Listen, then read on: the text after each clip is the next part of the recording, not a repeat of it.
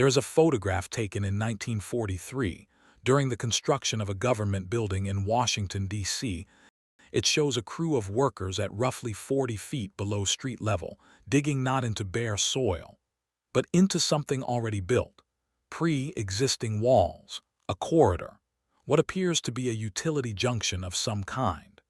The construction foreman's log from that week contains a single line written in pencil and then crossed out.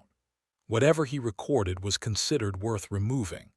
That photograph and the redacted log beside it might mean nothing, a minor oddity in a long construction history, but it belongs to a pattern that appears, quietly, consistently, beneath nearly every major capital on Earth. And once you begin looking at that pattern in full, the individual details start to behave differently. Most people accept in a general way that major cities have old things underneath them.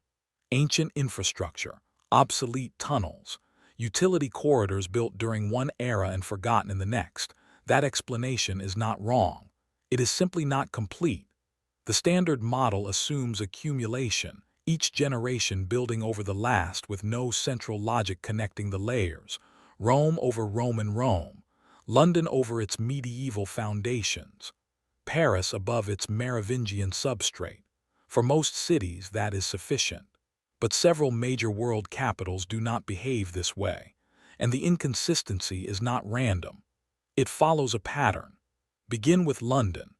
The London Underground is one of the most documented subway systems in the world, and yet transport for London's own internal records acknowledge the existence of what are formally called disused infrastructure zones. Areas mapped, classified, and then removed from public access documentation. Some of these are explained as closed stations, wartime shelters, or decommissioned maintenance corridors. That part is well documented. What is less clearly documented is why several of these zones contain structural work that predates the railway system built above them. The Jubilee Line extension, completed in 1999, passed through an area near Westminster where workers encountered chambers with vaulted brick construction. The architectural style suggested late 17th century. The official report noted their existence and then classified the findings under a category that does not appear elsewhere in the public record. The chambers were sealed.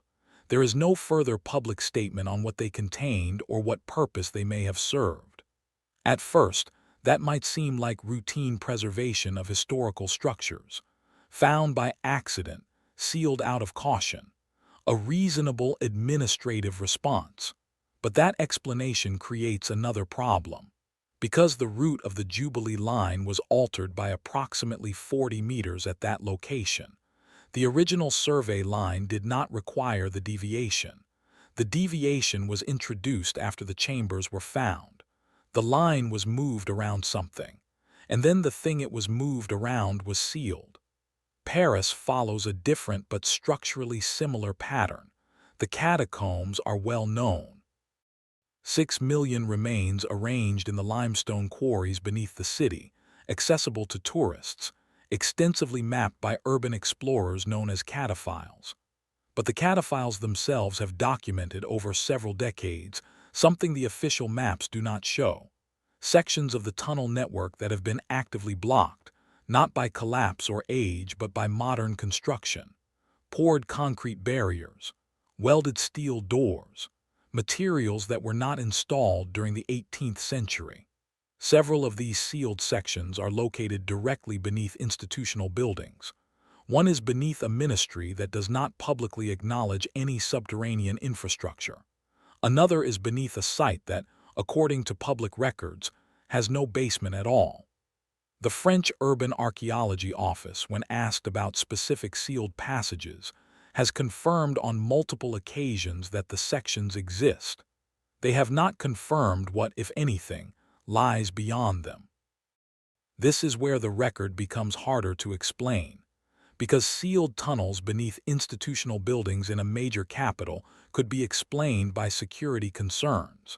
Rational, even predictable, but the pattern across multiple capitals begins to suggest something more structured. Not individual decisions by individual governments, but a common approach, a shared logic that no single capital's explanation accounts for on its own. Moscow's metro system is, by several accounts, the most extensively documented case of dual-level infrastructure in the world.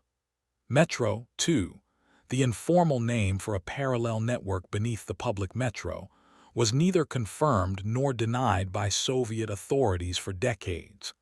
It appeared in Western intelligence assessments as early as the 1960s.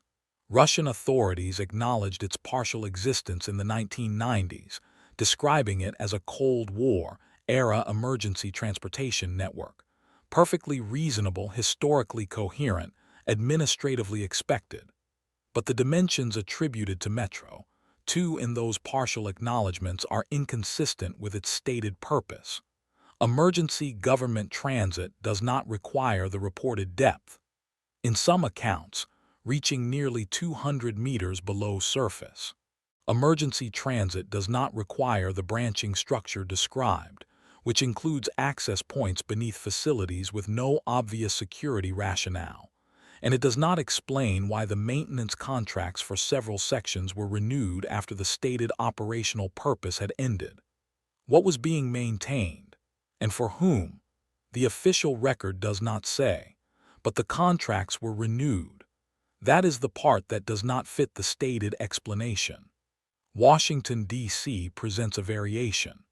The existence of a government continuity tunnel network beneath the Capitol is publicly acknowledged at a general level. The White House has known underground facilities. The Capitol has bunker infrastructure. This is not secret. What is less acknowledged is the extent to which that infrastructure intersects with something older, pre-existing structures that appear in early surveys of the land before the city was designed. The Elephant Plan, the famous 1791 layout of Washington, is celebrated as an act of pure geometry. Grand avenues, sight lines, symbolic intersections. What is less frequently examined is why certain elements of the plan appear to work around specific points in the landscape. Not around natural features, which would be expected, but around points with no obvious surface significance. And yet those same points appear, in later surveys, to coincide with subterranean junctions. The official record shows that some of this infrastructure predates the federal government's occupation of the land. It does not explain who built it, or why, or what it was for. And then another detail appears. Beijing's Dixiacheng, the underground city, is one of the few cases where a government has been relatively open about the existence of a large subterranean network. Built during the 1960s and 1970s as a civil defense measure, it extends beneath large sections of the city and once housed facilities for hundreds of thousands of people. Parts of it are open to tourists. The construction in this case is not the anomaly. The anomaly is what the construction revealed. Workers digging the civil defense tunnels in several locations encountered earlier stonework, older passages, some consistent with Ming Dynasty infrastructure, others that the official archaeological report describes only as pre-dynastic origin, function undetermined. Those passages were documented, dated, and then incorporated into a restricted category of the archaeological record that is not publicly accessible. The depth at which some of these earlier structures were found is, according to the partial reports that have circulated through academic channels, inconsistent with standard building practices of the periods attributed to them. They are deeper than they should be, given the technology assumed to have existed when they were built. The report does not attempt to resolve that discrepancy. It simply notes it and moves on. That is its own kind of answer. Each of these cases, taken alone, is explainable. Cold War shelter, decommissioned transit, ancient construction preserved out of caution. There is nothing in any single case that demands a different conclusion. But they do not exist alone. They exist together, and together they share something the individual explanations do not account for. In every capital examined here, the discrepant portions, the structures that do not fit the stated timeline, the passages sealed by modern hands, the reports that note anomalies and then stop, are classified using language that does not describe what is being protected, only that it is protected. That is not a feature of places that have nothing to hide. It is a feature of places where the question itself has been made unavailable. There is a framework in urban planning and civil administration called dual-use infrastructure design. The concept is straightforward. Build systems that serve an acknowledged civilian function while preserving the capacity for an unacknowledged secondary function. It is applied openly in some contexts. Transit systems designed with military utility, communication grids with emergency override capacity. In these cases, the dual-use nature is known, if not always publicized. What the subterranean evidence across multiple capitals suggests is that this principle may have a deeper application, one that predates the Cold War framing typically used to explain underground government infrastructure, and one that may not have originated with the governments currently maintaining it. Because in London, Paris, Moscow, Washington, and Beijing, the sealed zones are not uniformly modern. Several contain structures from periods when the governments that now control them did not exist. The infrastructure was inherited, and then it was quietly, systematically kept from view. That raises a question the record does not answer. If the infrastructure was inherited, what was the system it belonged to? Who maintained it before the current administrative authorities acquired it? And what was the original logic that made a sealed lower level a feature of a capital rather than an accident? The historians and urban archaeologists who have examined these questions most closely tend to arrive at the same point and stop, not because the evidence runs out, because the evidence leads somewhere the existing frameworks cannot cleanly accommodate. Consider the geography of the pattern itself.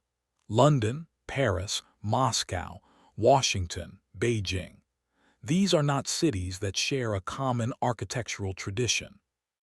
They do not share a common government. They do not share a common culture or era of construction. Several were enemies during the same periods in which their underground infrastructure was being most actively maintained and expanded. What they share is designation, the decision, at some point in history, to make them the administrative center of a dominant power. And in every case, that designation came with a lower level already present, already sealed, already kept outside the category of things that are explained to the public. Whether that is coincidence, inheritance, or something else entirely, the official record across 5 capitals in 5 different languages under 5 different systems of government gives the same answer. It declines to say. And if that pattern holds beyond the 5 cases examined here, if the same structure appears beneath the next capital and the one after that, then this may not be a feature of these cities specifically. It may be a feature of what a capital is.